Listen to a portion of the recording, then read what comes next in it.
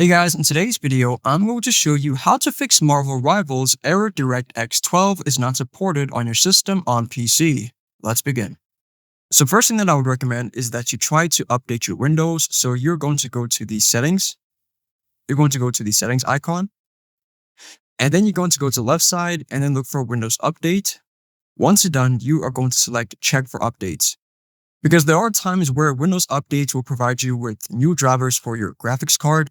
So if you feel that your graphics card is outdated or you see that the DirectX 12 error is occurring in the game, then what I'll suggest is you go to Windows Updates and then check if there are any drivers or graphics card updates. Now, the other thing you should do is you need to search up Device Manager at the start icon and you're going to select it. Afterwards, you are going to look for your graphics card. So under Display Adapters, you are going to see your graphics card, which is currently on your system. So then you go to select that graphics card, right click, and then select Update Driver. Then it's going to ask you, how do you want to search for drivers? You can search automatically for drivers or browse my computer for drivers.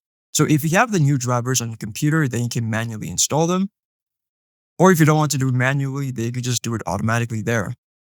Now, the other option would be to roll back your graphics card in case you're getting errors with other games. So you go to right click, then select Properties, and then you go to Driver, then select Roll Back Driver. If the device fails after updating the driver, roll back to the previously installed driver, and then see if it works.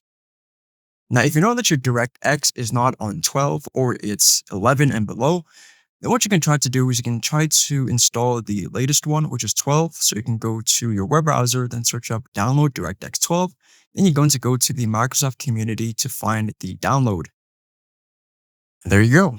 I hope this video was helpful for you, and I'll see you in the next one.